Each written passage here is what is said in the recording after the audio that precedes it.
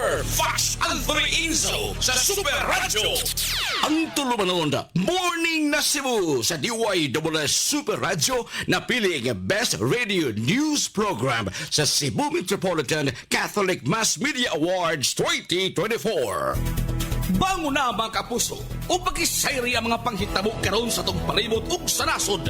Pinaagi ning tulumanon Morning na Cebu! Morning na Cebu! Maghatod sa mga nakunang mga balitaw kasayuran. Morning na Cebu!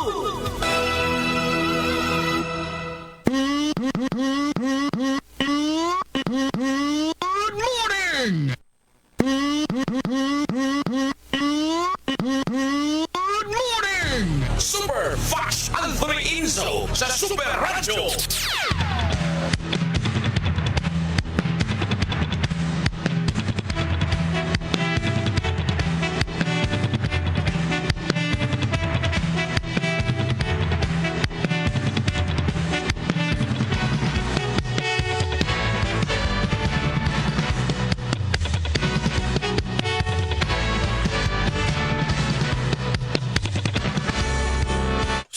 Kabisayan, Mindanao, Pilipinas. Mga kapuso, kumusta gamayong buntag kaninyong tanan? Welcome sa Tulumanon Morning na Cebu! Ako inyong kapuso, Super Fast Anthony Inzo sa Super Radio. ako'y mahatod sa luhang tudling og sa detalye sa itong mga balita. Ining adlaw karon nga Sabado, Pitsa 1, buwan sa Nobyembre taga 2025. Kumusta nga tanan nga nagpamati nini atong istasyon? Ang DYWS Super Radio GMA 999 color sa dial sa inyong mga radyo. Morning na Cebu! O karon sa itong mga headlines.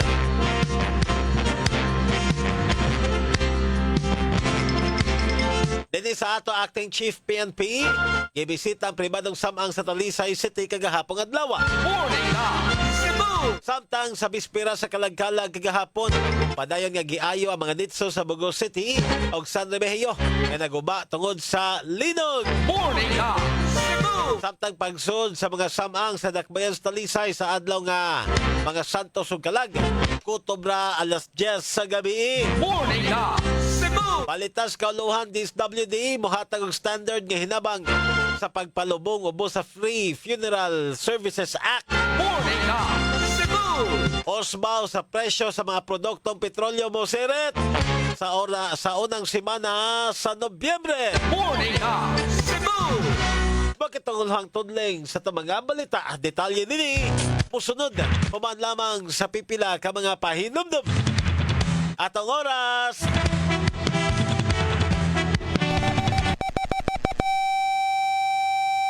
Ayaw pa uwi sa mga balita ug drama. Please follow, like ug share sa Facebook page sa istasyon DYSS Space Super Space Radio Space GMA. Kutis Morning na Cebu!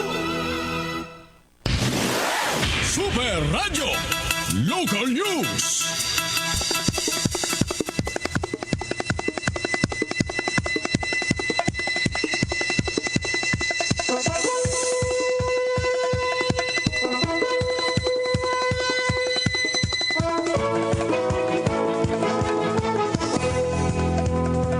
atong oras sa 5:39 na.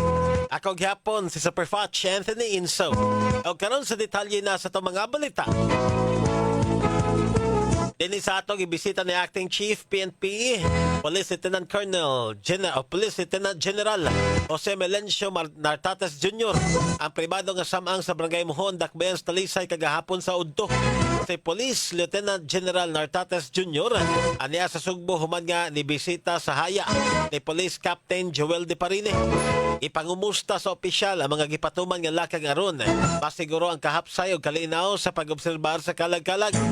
Apil sa iyang gisgutan ang mga gidili nga dadon sulod sa mga samang sama na lang sa ilim ng makahubog og mga hait nga mga hinagibaan. Uban ni Nartates si Police Regional Office Compare 07, Director Police Brigadier General Rodrigo Maranan o uban pa nga mga PNP officials. Ihimamat usab ni Nartates Jr. ang force multipliers nga naabtan nga nag-duty sa mao nga samang. Morning na Cebu! Alas 5:40 na. Samtang sa bispera sa Kalagkalag, padayon nga giayo ang mga nitso sa sementeryo dito sa siyudad sa Bugoog sa lungsod sa San Remigio nga naguba tungod sa kusog nga linog. Nag-usa na kabuan sukad sa pagtayog sa magnitude 6.9 nga linog dito sa Northern Cebu. Din ang epicenter anaa sa Bugo City. Apan hangtod karon makita gihapon ang epekto nini. Di menos ang mga namaligya o mga buwak o kandila sa palibot sa Corazon na Cemeteries Barangay Sambag dito sa Bugo City tungod gihapon sa kahadlok sa mga aftershocks. Ang kanhi naglinya nga puno sa mga lamesa daplin sa daan dito sa Barangay Sambag doon sa Corazon Cemetery nga makita kaniadto pipila ka adlaw sa dili pa ang kalagkalag. Apan ang kagahapong adlaw sa bispera sa kalagkalag kay duha na lang ang mga naninda. Dinha samok na kay nagkaroon wa na may samok. Ano ka? Murag gibawalan ba? Basig na hadlok sa siguro uban maninda kay maingon na masig mura kansi kami bitaw hadlok nun may mahalinan ba kami ani no na ba kay managkot kay kuan linog ba ya mahadlok ba yung tao mo gawas na. Aga tipix pamahayag sa usa sa mga namaligyag kandila og buwak. Kinahinay nga nihimo og o hinay na hinoong nga napaayo ang uban nga mga nitso dito sa Corazon Cemetery nga naguba. Maton sa tagduma nga tinabangay ang simbahan ng man ng Bugo City LGU alang sa mga materyales. Ana nakasakapin sa 50 ka mga lubong. Ang ilahang napaayo sukad niadto nga Lunes hangtod na sa adlaw nga Huwebes. Katunga sa kapin na 20,000 ka mga nalubong sa mga samang ang naguba gumikan sa linog. Ngayon, ang LGU na yung nagpakuan sa mga nag-ostan simbahan ni cooperate sila ba nga para matakpan na ang mga punto ng mga nasira ng mga libingan. Ang Antipix pamahayag sa caretaker sa sementeryo samtang sagad sa mga nakalas sa linog sa Bugo City, gilubong sa Corazon Cemetery. Sama na lang sa 11 ka mga nakalas nga magkabanay o silingan dito sa Barangay Binabag dito sa Bugo City. Samtang apektado usab ang samang sa silingan nga lungsod dito sa San Remigio. Takilid ang mga nitso o apartment type nga mga bone chamber gani. Makita naman ang pagsiwil sa uban nga mga bukog sa ubang mga lubnganan sa Barangay Poblasyon San Remigio. Wala na lang kini panumbalinga sa uban kay alang kanila mas importanteng mabisita ang lubong sa mga mahal nila sa kinabuhi. Karon pa ko nakari. Duaw diri sa Kumusta mo tayo pakita ni mo aning ang nahibaw naman ko daan kay akong mga manghod nga rin naman. Kasi dool raman mi. niya. Nya. Ni mong na Karon akong ingoman sila nga igor ako naharag. Aga tipix pamayag sa usas mga bibisita sa lubnganan dito sa lungsod sa San Remigio. Morning na Cebu! Alas 5:44 na samtang kutob na alas 10 sa gabi, ang mga tao nga makasud sa mga samang sa dakbayan sa Talisay sa adlaw sa mga Santos o Kalag. Kini ang gipaibaw sa City of Talisay Traffic Operations Development Authority. Konstituda ang pagpatuman sa curfew sa oras gihimo na kini sa mga nanglabay nga mga katuigan. Tumulak niingon nga naana ang iyahang mga sakop dool sa mga samang nga moasistar sa katawhan nga mga motorista. Ilang giklaro nga ang dool sa mga samang dinagyod kini pasudlan og mga sakyanan. Hinon mohatag lang sila og exemption alang sa mga mabdos o adunay kuyog nga mga bata o mga senior citizen. Apan, ilang giklaro nga kutob na sa pagpakanaog sa mga exempted nga mga tao ang makasud og sila mobalik rasab sa gawas nga bahin aron na sila mangitag kaparkingan. Si tumulak ang ihatag og katapusan nga mensahe sa mga sakop sa wala pa kini gipandeploy sa nagkadayang samang sa karsada sa syudad sa Talisay. Morning na Cebu! Alas 5:45 na samtang gisusi sa Philippine Coast Guard kon PCG-7 ang mga pantalan sa syudad sa Sugbo Subay niining pag uli sa mga tao sa probinsya aron dito magkalag-kalag. Sa entrance pa lang sa pantalan sama sa Pier 1 na anay mga assistance desk gikan sa nakalain nga mga ahensyas gobyerno nga mohatag o matiman sa mga pasahero. Kadto na mga concerns ug mga pangutana. Nagkanayon si Cebu Coast Guard Station Commander Captain Jerome Lozada. Ila kining gipangandaman din sa kanya itong pang-Webes, Oktubre 30, 2025, naka-heightened alert na ang PCG-7 hangtod na kini sa Nobyembre 4. Ipaligon usab nila ang seguridad nagipatuman sa mga pantalan. Nag-deploy og dugang mga security personnel o mga on standby sab nga mga medical personnel. Gani sukad di atong Webes ang PCG-7 doon na establisar nga mga passenger help desk sa tanan nga mga terminals, partikular na kadtong daghan yun ng mga pasahero. Ilauman sa PCG-7 ang pagdagsa sa mga daghan nga mga pasahero. Inungdan nga kini ilahag yun nga gipangandaman. I-maximize usab sa Cebu Coast Guard Station ang ilahang mga personnel. Then wala gitugtan nga maka-leave sanglit heightened alert sila. Padayon sa mga pag-inspeksyon sa PCG-7 diin mas stricto sila karon sanglit.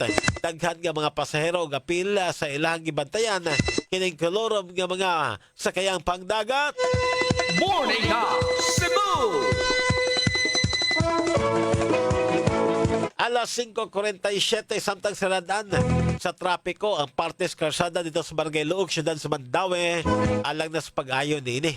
I-anunsyo sa Traffic Enforcement Agency of Mandaue Conteam ang imuon nga pagtrabaho dito sa portion sa CO1 Street, kining entrada paingon sa Barangay Luog.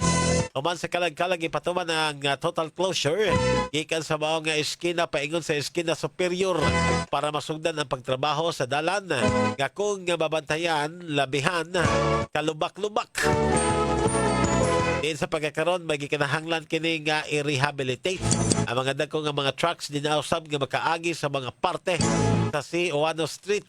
O gato na kini paagion sa main road sa Dan VM Cortez. Samtang maton sa team nga sa mga gikan sa Mandaue paingon sa Lapu-Lapu City, mahimong mo shortcut agi sa Barangay Luog. Kung maimplementar na ang closure, dili na kini nila nga mahimo pa o kinahanglan nga paagion sa main road yun ang mga sakyanan. Morning na Cebu! Super Radio Reports! Sa taon ng Super Radio Report, paghipos o gatabang sa mga midikant seryoso nga gipatuman ni Mayor Nestor Archibald.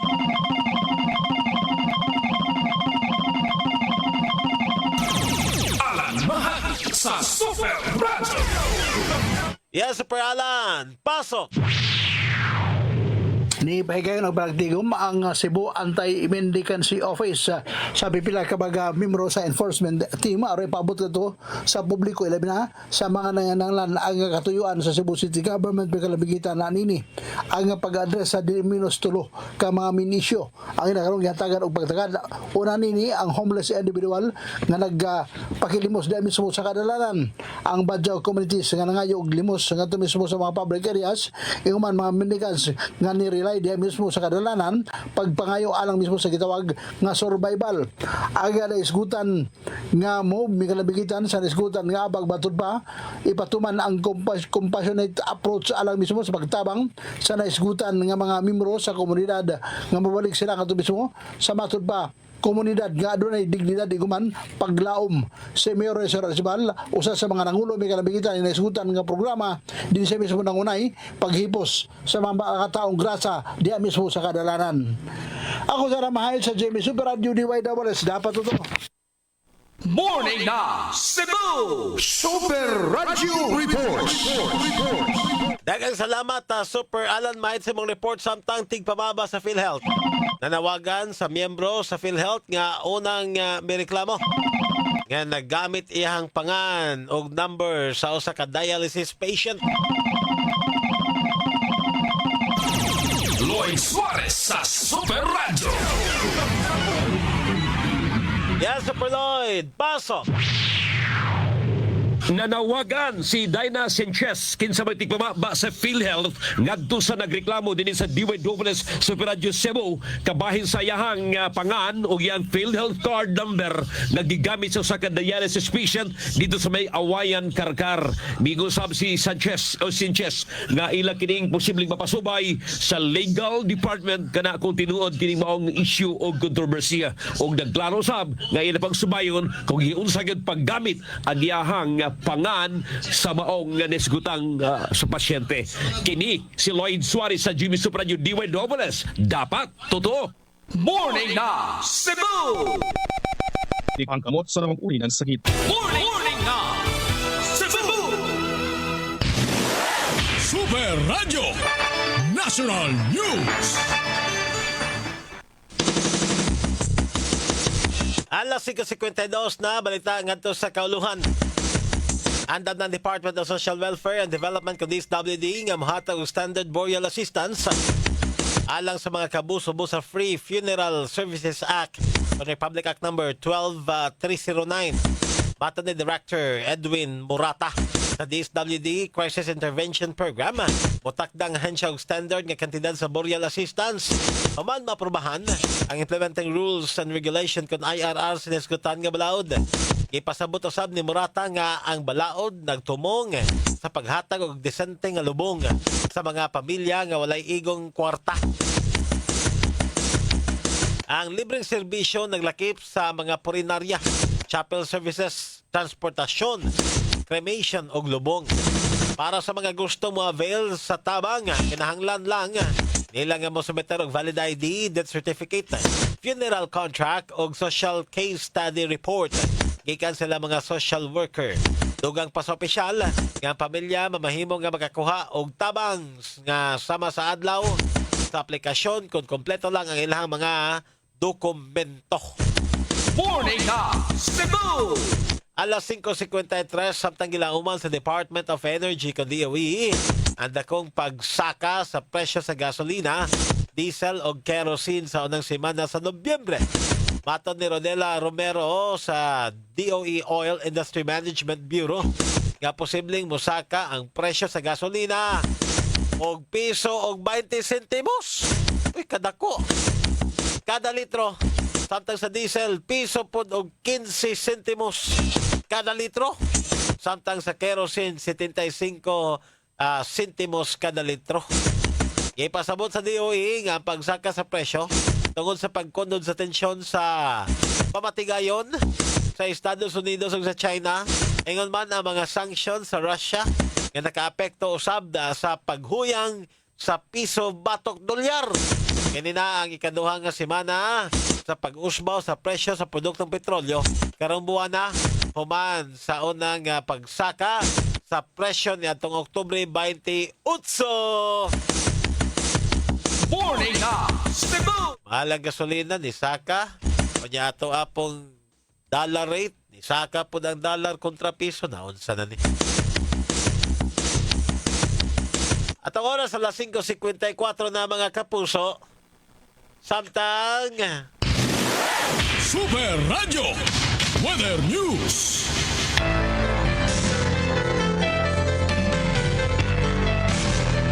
ato sang sutan na to ang update sa lakat sa panahon sa mosunod nga 24 oras. Ato'y kawan na ito ang weather specialist gikan sa pag-asamaktan. Sir Mark Gales, may buntag. May buntag, Sir Patch, o sa atong mga sukindig paminaw, itong latest update bahin sa kahimtang sa ato ang panahon karong weekend. Kagadinang alas 2 sa kaadlawon ang ato ang ginamonitor nga low pressure area kod LPA diri silangan sa Mindanao gawa sa atong Philippine Area of Responsibility hingpit nang himong usa ka tropical depression o bagyo. As of 3 a.m. ang sentro sa maong tropical depression himutang around 1,400 125 kilometers silangan sa may northeastern Mindanao. Kining maong bagyuha posible makasulod sa tuwang Philippine Area of Responsibility ugmang adlaw and atuan ni siya ang tawag ko sa local name na si Bagyong Tino. And sa karon ang maong bagyo wala pa direktang epekto sa bisan asang bahin sa nasod over the weekend sa ato pa sa ulo sa undas makasinati pa sa maayong tempo sa panahon gawas na lamang ani mga lumalabay o mga patakpat at mga pag-uwan pagpanungdog kilat gumikan ani mga localized thunderstorms inuman ani mga pag-uwan bugna sa ITCZ. Para sa kahimtang sa hangin o sa katagatan diri sa Kabisayaan padayon pa makasinati sa hinay nga na sa kasarangan na bughuros sa hangin diyan nato ang katagatan magpabiling magmalinaw nga na sa kasarangan ang mga pagbalod. Diri sa Cebu ato katagatan adunay taob karong alas 6:21 sa buntag hunas unyang alas 2:18 sa hapon. Temperatura karong adlaw magasukod gikan 25 ngadto na sa 31 degrees sentigrado. Ato ang haring adlaw ning silang ganinang alas 5:35 sa buntag musalop unyang alas 5:21 sa hapon. Ug mao na ato ang latest weather update kadiri sa buhatan sa DOST Pagasamaktan. Kini si Mark Gales, maayong buntag ug daghang salamat.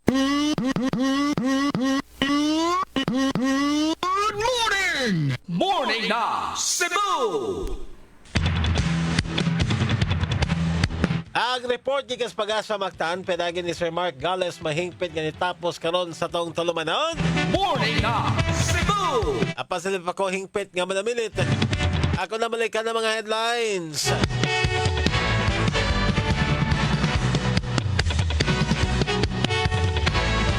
Dini sa ato acting chief PNP gibisita ang pribado nga samang sa Talisay City kagahapon adlaw. Morning na Cebu! Samtang sa bespera sa kalagkalag kagahapon padayon nga giayo ang mga ditso sa Bugos City ug San Remigio nga naguba tungod sa linog. Morning na Cebu! Samtang pagsulod sa mga samang sa Dakbayan sa Talisay sa adlaw sa mga Santos ug Kalag kutob ra alas 10 sa gabi. Morning na Cebu! Mga balitas kauluhan DSWD muhatag og standard kahinabang sa pagpalubong o ubos sa Free Funeral Services Act. Morning na Cebu! Samtang usbaw sa presyo sa mga produktong petrolyo posirit sa unang semana sa Nobyembre. Morning na Cebu!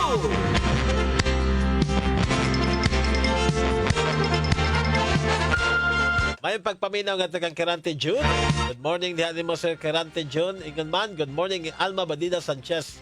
Nagtanaw karon kiling Barangay Hall sa Camputao, Cebu City. Good morning Danny Lastimosa. May buntag Super Fudge Ramil Abad.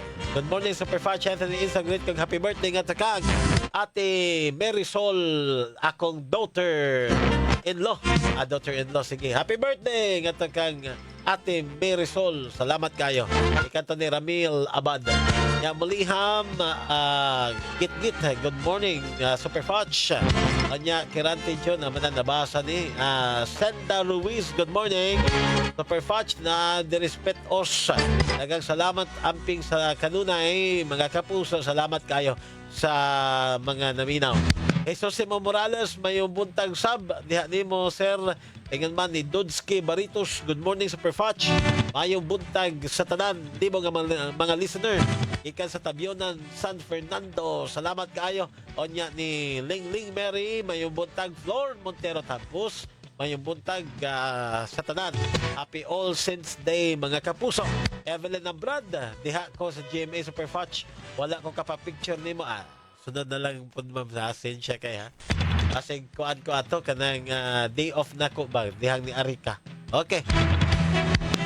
Wala tayong oras ug panahon. Sa nga na lang sa Katibukang Pwersa sa DYWS sa Radyo GMA. Pinagi sa tong master control. Wala na pinakagwapo. Engineer Dondon Carlos Ed. Salamat. Sa to ang transmitter site. Franklin Lagos, inguman sa tong program director Algin Nabakita, station manager Kit Matos Cortez. At nga mo sunod nga talmanon ang super hirit kita gihapay maguban-uban karong taon-taon. Ako yung kapuso Super Fudge Anthony Inso. Sa nga na lang sa Kinatibukang Pwersa sa DYWS. Salamat kanyang tanan. Mayong buntag, dapat totoo. Inyong nabati ang mga nagkunang mga balita karong adlaw nga nahipos sa DYWS Super Radio Cebu News and Public Affairs Department ning tulumanon. More